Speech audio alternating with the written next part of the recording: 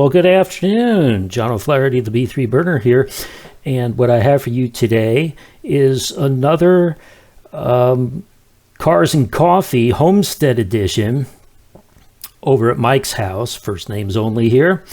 And we're going to do things a little bit differently. Rather than load the photographs onto the editor, I'm going to just put it in the photo program and click next, next, next, like it's a slideshow.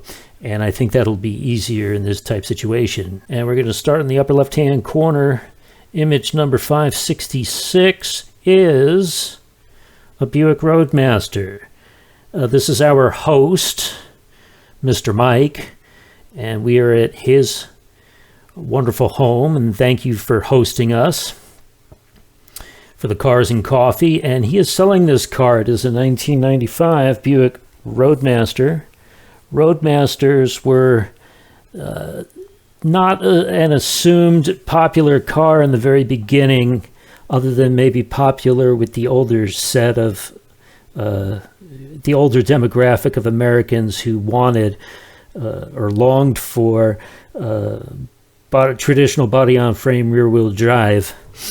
This car has the wood paneling and it's sort of a nice dark bluish greenish turquoise color that I find appealing. It's got the bubble sunroof top over here. Next picture of the Roadmaster shows the nice wheels that came with the car from Buick and tinted windows, not standard, but was added at some point. And there's a better look at the bubble roof over there. And the next thing is the vehicle from the rear that has the traditional backwards facing seat. Can't see it from here, but through the tinted windows, but it's in there, and even has a luggage rack for those who want to carry luggage on top. And I think that's even a rear windshield wiper. How about that? And finally on this car, the engine, which I think is an L1, but I'm not entirely sure. It says V8 port fuel injection. So that's a 1995 Buick Roadmaster for you. Moving on, Laura over here has her Chevy Camaro, beautiful car with hideaway headlights, nice blue, and interior matching the exterior, which you don't get in today's cars. A lot of times the interior is just a drab gray or charcoal. We'll see her car a little later with more of the interior shots. Back of the car right there, classic Camaro lines, taillights, and what have you. And of course, it's a convertible. There we go. I thought I had these more mixed up, but I guess I did put them in a logical order over here. The beautiful blue seats and blue head panel or side panels, door panels that match the paint, and beautiful array of gauges. Then she's done this car up real nice, and she's proud of it and enjoys coming out to Cars and Coffee rather frequently. Here comes the next car in the hit parade. Things are still the morning's relatively young, and not a whole lot of people have shown up yet. We'll talk about that in a little bit. New age Corvette. Not sure if that's a 2022, but it's definitely one of the newer ones. And parked next to it is this Harley Davidson motorcycle. It says Harley Davidson on the gas tank. There we go. Beautiful pinstripes and design and color, and just a nice comfy seat for long distance travel, and just overall a really nice looking bike. Okay, well, it was clear, it was sunny. The rain had just moved out. That was the good news. Now the bad news. It was windy and it was cold. And here are the diehards that showed up in the very beginning.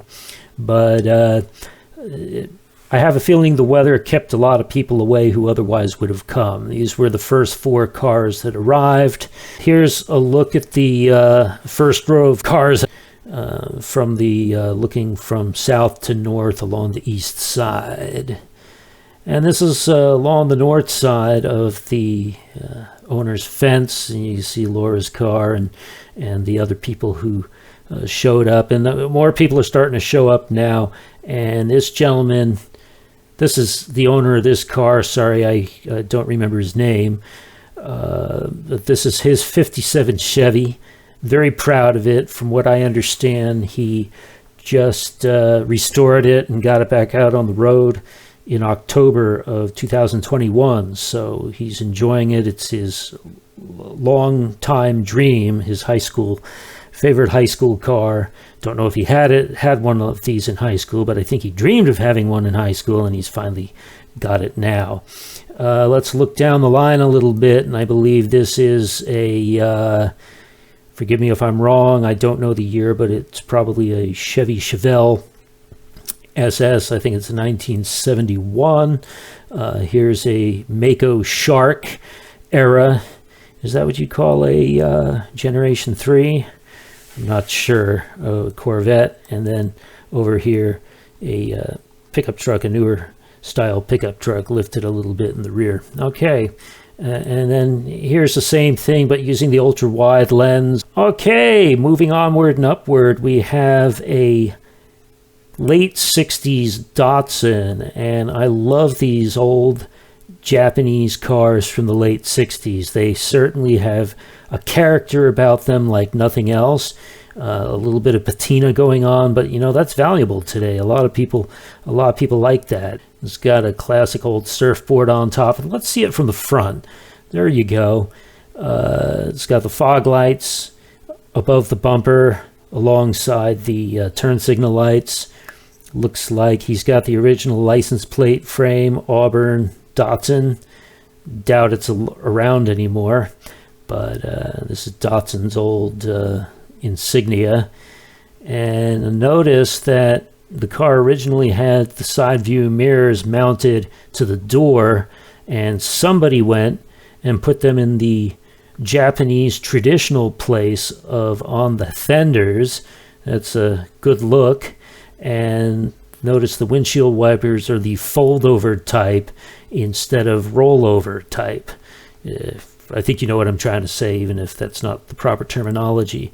Okay, the two trucks that had shown up, the pickup trucks that had shown up early and parked in the far southeast corner, left early. A lot of people who came had to leave to go do other things, but a green Cadillac backed into the spot next to my car, and what a beautiful car it is. Another example of aged patina, looking just right. Don't know the year, except it's got to be pre-58, because they didn't allow quad headlights until 1958 and forward. So this is, you know, maybe a 57, a 56, or a 55, but it's a good looking car, and every bit as long as mine, if not longer. And I like the look of the patina on the trunk and on the roof. I like the tail pipes inside the lower fender, and I like the fact that the brake lights, tail lights, and the not turn signal lights, but the backup lights wrap around so that they can be seen from the side. It's kind of a nice little novelty. And there you go. That gives you an idea of just how long this vehicle is. It's definitely a Cadillac in every way, shape, and form. Okay, there's a little bit of the Cadillac right there, and a few more people have shown up. We now have Vasco, who has shown up in his Camaro. He's a regular who enjoys coming through here as well. Moving on, here's the two Cadillacs side by side. This tight zoom shot actually makes them look narrower and squattier than they really are, but you know, they're actually really big cars. Here's another view of the 57 Chevy and the owner having a look at the engine and admiring the car. And this is the engine. He's got the saying, I think it says Poison 57 on the what is that, a valve cover? And what does this say here? It looks like it says turbo. I can't read upside down real well, but I think it says Turbo Smart Racing. Raceport, something like that. So he's definitely has his engine clean. His engine is cleaner than the plates I eat off of at home. Yes, he definitely cleans his engine much better than I do on my car. Hats off to him. And a view of the 71 SS. Again, the red Vet, the blue Chevelle or Nova, I'm not sure which, and we have a newer Dodge Ram, quad cab, and a shell over the back. All right, Wade, this is his car, a 1956 Ford Fairlane. He's very proud of this car, and in fact right now it's his daily driver because he doesn't have to commute real far. That's what he's told me, and he loves this car. Just do not, and I repeat, do not call this salmon pink. I don't think he likes that. This is I don't know what you would call it, but let's find another name for it real quick before he hears this, and that we'll just say it's a desert sand, desert beige or something like that. But whatever you do, don't call it pink. And here it is by itself a little later in the day. This was quite a hit.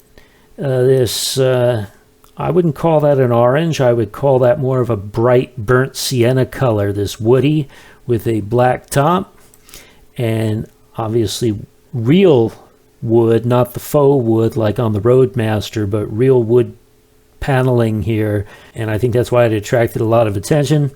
Anyway, here it is from the side. Look at those beautiful swooping lines, that fender swooping back into the front door, sort of a teardrop look to it that's just 100% class all the way. I like the color-coded wheel covers that match the paint, reflective, the wide white walls. I tried to get some picture or a picture of the interior, but kind of hard with the reflection glaring in it. I don't know if that's a 3-speed on the column or an automatic transmission.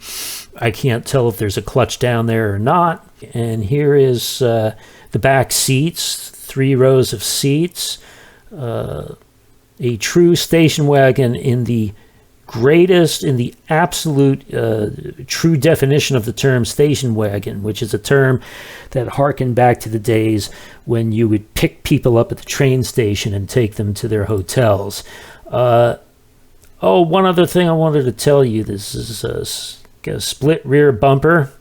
Even the Continental kit is designed to match the color of the paint, and the wheel is color keyed or color coded just the same as the ones that are on the car.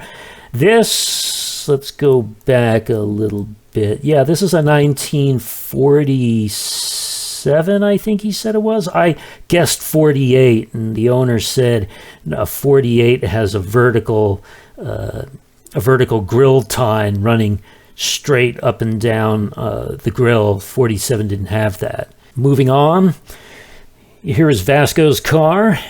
GT Motorsports Incorporated, where dreams and craftsmanship meet. And he definitely has this car looking very nice. Again, a car whose engine is probably cleaner than the plates I eat off of at home. And he's got the top of the engine matching the color of the paint, and the chrome cleaned up just right. And that's the way it should be. Definitely pride in his vehicle. Here are the Etzels, and they decided to show up. We had 2 Etzels. This one here in blue with a white top, and then this one a two-tone color, copper and white. We'll look at this one first. I don't know what you call it when you have the headlights halved off with this chrome bit on the top, but it definitely gives it a I guess a lowrider look, or it makes it look sharp. And then there's pinstriping and designs around the turn signal indicators, as well as the crease in the mid-center of the hood, and that very distinctive nose that is the center grill piece for the Edsel. So that's one of them, and let's look at the other one, and it's looking good. Both of them nice examples of the Edsel. I like the two-tone seats. Notice it's got a beige color and then more of a copper color that matches the copper over here. Early 80s small Nissan pickup truck. These were very popular back in the day, and you know, we're so used to seeing large pickups these days that we tend to forget that once upon a time pickup trucks were small. And this day and age, with gas prices being absolutely at hand, I think people would kind of long for the ability to haul stuff in the back, but with a smaller footprint and better gas mileage. And this one looks like it has a sort of a creased, or what do you call it? It doesn't slide back, but it lifts up, a lift-up sunroof. So that, you know, that's a really nice truck over there. And here it is from the sort of a long distance tight zoom shot of the vehicle from the sides. It's a beautiful truck with a nice light yellow color. Okay, moving over to the south side and west of the garage area, we've got a newer model Mustang. Does that say 5.0? I think most of them are 5.0s. I don't know the year. Sorry about that, but it is a nice Mustang. And this young man over here knows his cars and knew right away that this was a newer electric Porsche. Beautiful car. Look at those front brakes, those big front disc brakes. And that inlet grill and just everything about it screams modern and new. And let's look over here. Definitely has that aerodynamic Porsche look. A glimpse into our future as we get ready, kicking and screaming into the 21st century, making our way toward electric vehicles, whether some of us are ready or not. And this is a 1955. That's the only reason I know it's a 55, because he put the Jack-in-the-Box wait at your table, or Carl's Jr. Place on your table number on the dashboard. Beautiful yellow color. I don't know if that's period correct, but it's great color for this car. From a distance, we see the Woody in a tight zoom shot. Another Chevy Bel Air. And we can see Vasco's Camaro SS in the background behind this gentleman over here. Closer look at the Chevy here. This is a nice traditional, I think that's a peacock blue. I hope I'm right. If I'm not, please forgive me. And from the rear, here it is. Chevy Bel Air. What year would that be? It has dual headlights and not quad, so it's probably no later than 57, maybe 56 or 55. Pulling a forward to, oh yes, I remember this guy. He came in a little bit later and brought a very nice example of a patinaed Volkswagen Bus. And remember, I said patina has gotten really popular this day and age, and this is a classic in its own right. Look at that tall antenna staff. I don't know whether he can transmit a CB radio on that, or whether it's just a long antenna for picking up regular AM and FM radio. Look at all the little doodads he has on here. I suppose that's a very strong, tough-looking front bumper. I don't know if these are toe points or hitch points. Here is another view of it. Whatever you do, don't call that rust. That's patina. That right there will fetch it an extra $20,000 at the Barrett-Jackson auction. So bite your tongue and don't call it rust. This tells you everything you need to know about get in the left lane and pass this thing as quick as possible. And again, from the rear, just the right amount of patina and paint to make this a classic in its own right. I like his wheels and nice thick rear tires as well. And it looks like he can tow with it too. I don't know if he wants to tow too much if the bus is already slow, but he's got the tow hitch nonetheless. All right, and he's got a little bit of wood paneling in the door panels right there. And that's the interior. It might be a bus, but it's not a whole lot of room in there. Somewhat judicious with the interior space. This guy showed up a little bit later and he parked outside the gate. This is an early 80s model Mercedes diesel. There we go. It's a 240D. I wouldn't have known that. One thing I miss in the United States is rear amber turn signal lights. It's nice to see those. Very much a good Euro touch. And I'm trying to find I like the color-coded wheels that match the paint. And they're from the front, and then of course you can see it from the rear over there. And finally, last but not least, yes, this is the last picture. This is taken up in the balcony on the east end of the of our host's garage, looking west, and you can see that there's 1, 2, 3, 4, 5, 6, 7, 8, 9, 10, 11 cars. He's going to sell the Roadmaster soon, so he's got 10 cars in here, plus there are a few others underneath the balcony. It was a good day. I managed to get this done under 30 minutes, and I'm sorry it took me that long, but hopefully if you're still awake and you're still watching this, I appreciate your taking the time to watch this, and I know Mike thanks you too. He plans on doing this monthly, so that's a good thing. Okay, so anyway, that's it. I'm John O'Flaherty, the B3 Burner, and I will see you next month.